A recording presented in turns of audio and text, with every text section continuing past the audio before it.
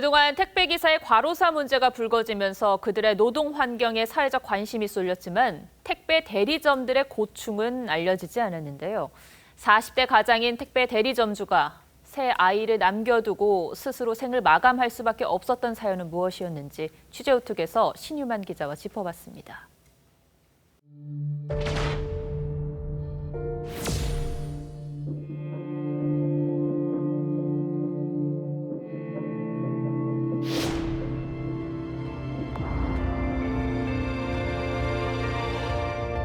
네, 극단적 선택을 한 택배 대리점주의 사연을 전국부 신유만 기자와 들여다보겠습니다. 대리점주가 비극적 죽음을 맞이했어요. 이 택배계에서 무슨 일이 벌어지고 있는 겁니까? 네, 먼저 이 택배업은 택배사 원청이 대리점주에게 하청을 주고 그 대리점주가 또 택배 기사들에게 재하청을 주는 구조입니다. 대리점주들은 이 노조원들을 비롯한 택배 기사들의 무리한 요구에도 대처를 해야 되고 원청인 CJ 대한통운이 되겠죠. 이제 거기에도 돈을 내야 되니까 양쪽에 끼어서 이중고를 겪고 있었던 겁니다. 그런데 이번 숨진 대리점주는 어떤 사연이 있었기에 이렇게 극단적인 선택을 하게 된 겁니까? 예, 대리점주의 유서를 보면요, 명예훼손과 허위사실 유포가 있었다고 합니다. 실제로 CJ 대리점 연합 측에 따르면 단체 카톡방에서 수시로 조롱과 협박을 당했다고 합니다. 그리고 이 노조의 요구사항을 들어주지 않으면 일을 놓아버렸다는 겁니다. 고인은 가족까지 동원해가면서 밤낮으로 택배를 날랐는데 아무래도 역부족이었겠죠. 비노조 택배 기사들이 이 고인을 도와줬다고 하는데 민노총 기사들이 점주를 도와주지 말라고 협박을 가하기 시작했습니다. 살해 협박 내용도 있고요. 내가 건달 출신이다. 집 앞이니까 당장 나와라 등등 그런 문자들을 볼 수가 있었습니다.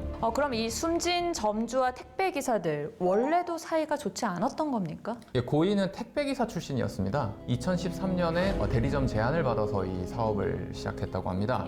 그런데 이제 올해 5월에 일부 기사들이 민주노총 택배노조에 가입하면서 이 모든 갈등이 시작됐다고 합니다. 첫 번째 갈등은 분구 문제입니다. 고인이 담당하던 택배 배송 구역을 2개로 잘라서 나눠 먹자는 얘기입니다. 이 건이 이제 걸려있는 문제이죠.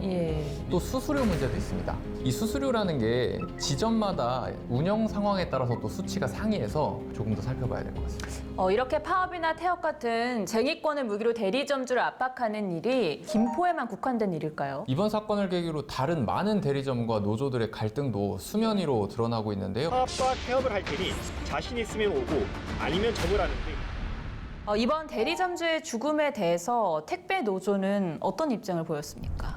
일부 조합원들이 고인에 대해서 괴롭힌 것은 인정한다. 인정은 했네요. 그렇습니다. 그런데 노조는 원청인 CJ 대한통운이 고인을 점주 자리에서 탈락시키고 새로운 사람을 심으려고 했다라는 주장을 제기합니다. 원청의 책임도 탓하는 겁니까? 네, 하지만 노조원들만 들어가 있는 단체 카톡방의 내용이 공개가 됐는데 더 힘내서 대리점을 차지하자 이런 내용이 있었다고 합니다. 고인을 내쫓으려 한 것은 원청이라고 발표했었는데 이 내용하고는 상반되는 그런 팩트가 되겠습니다. 또 노조는 이 고인이 생전에 4억 원의 빚을 지고 있었고 그리고 집까지 판 상황이었다면서 경제적 어려움을 강조했는데 유족들도 이 노조의 기자회견이 고인의 죽음을 모욕하는 폐륜적인 행위라면서 강하게 반발했습니다.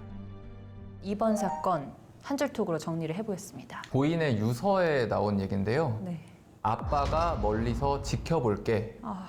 로 하겠습니다. 입학식, 졸업식, 시집 장가까지 옆에서 지켜보고 싶은 게 너무 많은데 아빠는 마지막까지 부족하구나. 집단의 힘으로 가해진 폭력에 새 자녀를 둔 아빠는 삶을 등질 수밖에 없었습니다. 새 아이를 두고 떠날 수밖에 없었던 그 아버지의 심정이 어떤 것이었는지 우리가 좀 집중적으로 봐야 할 것 같습니다.